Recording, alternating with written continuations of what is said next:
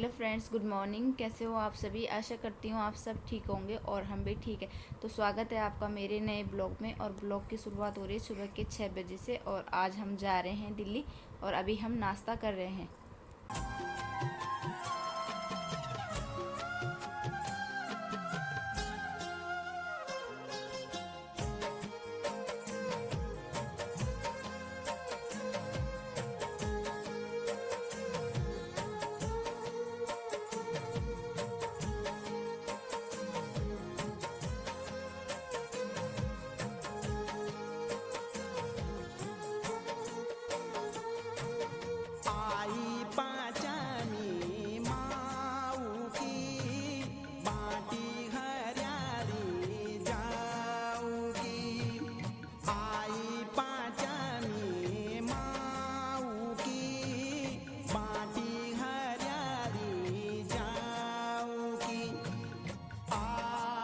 तो फ्रेंड्स, हम निकल चुके हैं दिल्ली के लिए। और यहाँ से जाने का तो बिल्कुल भी मन नहीं कर रहा था, लेकिन जाना पड़ रहा है। और मेरे हस्बैंड की भी छुट्टियाँ एक ही हफ्ते की थी और दिव्यांश भी बहुत ज़्यादा परेशान कर रहा है।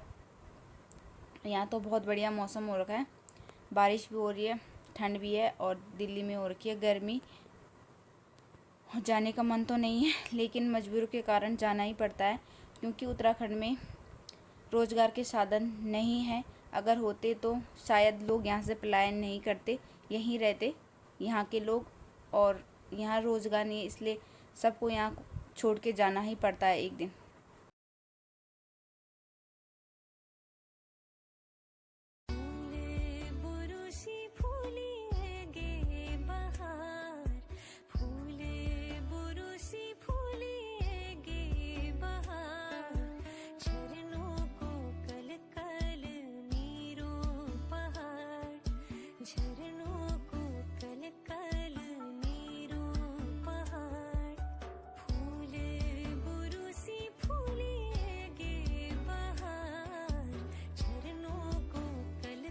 और अभी हम पहुँचे हैं चुलस्या में और इधर बहुत सारे आम के पेड़ हैं और आम भी लगे हैं बहुत ज़्यादा। और मेरे हस्बैंड ने यहीं से ITI किया है 2-3 साल और यहाँ हमारे रिश्तेदार रहते हैं और उनके साथ रहते थे वो।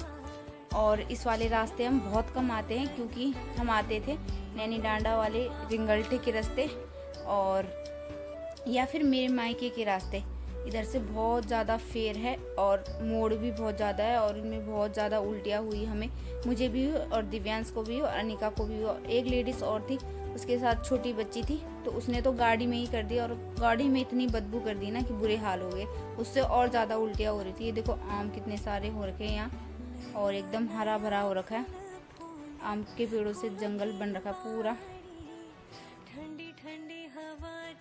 पहले तो उस लेडीज़ के साथ सीट के चक्कर में थोड़ी बहसबाजी हो गई थी। वो बोली थी कि मुझे बीच वाली सीट चाहिए और हमने तो पहले ही बीच वाली सीट कर रखी थी तीनों, क्योंकि हमारे साथ बच्चे थे, तो इसलिए हमने सोचा कि तीनों बीच वाली सीट कर लेंगे। और वो हमारे साथ बहस कर रही थी कि मुझे दो बीच वाली, तो इसके पापा ने बोला कि आप ले लो बीच वाली और मुझे आगे वाली दे दो और आप तीनों के पैसे देना और मैं 2 के दूंगा। तो उसे वो भी मंजूर नहीं था, उसे बीच वाली भी चाहिए था और वो भी नहीं चाहिए था। तो हम तो आए आराम से मज़े करते हुए। शंकरपुर तक तो मुझे भी उल्टियाँ हुई, उसके बाद नहीं हुई, क्योंकि उसके बाद सीधा रोड है और मोड़ नहीं है रोडों में।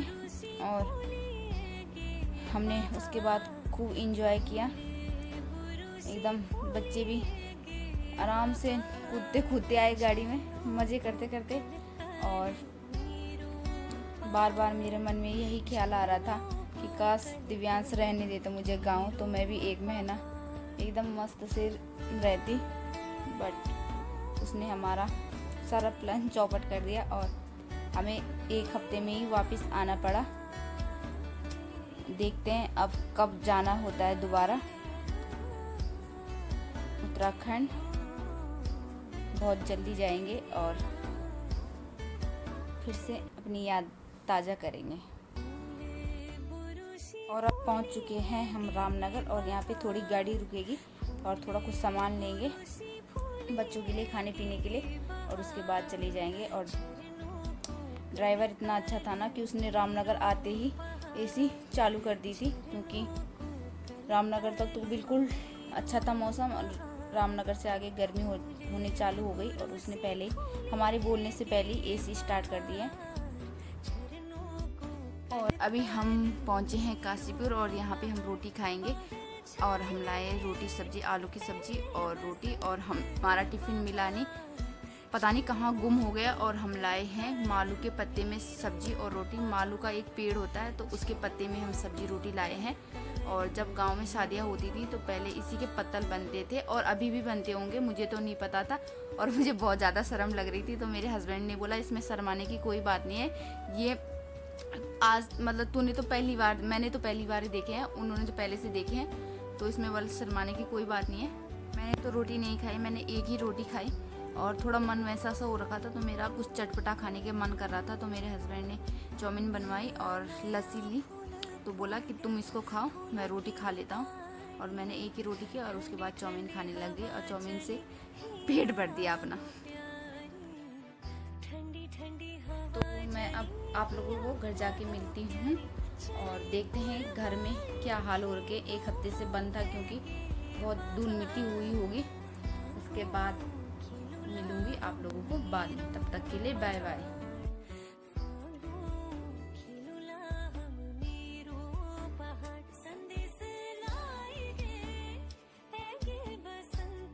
हम पहुँचे रात के 8 बजे घर पे और एक सवारी थी लोहनी की, तो पहले लोहनी गई गाड़ी, उसके बाद हमारे यहाँ आई बदरपुर।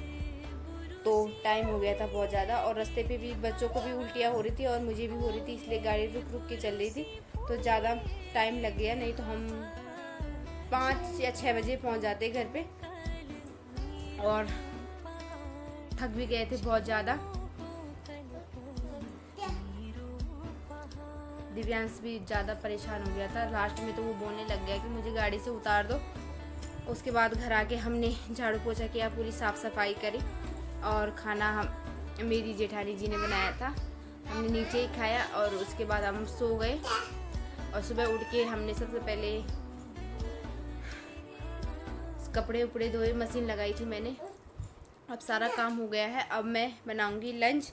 और अब मैं इस वीडियो को यहीं पे एंड करती हूँ। आशा करती हूँ आप लोगों को ये वीडियो पसंद आई हो तो लाइक शेयर सब्सक्राइब ज़रूर करें।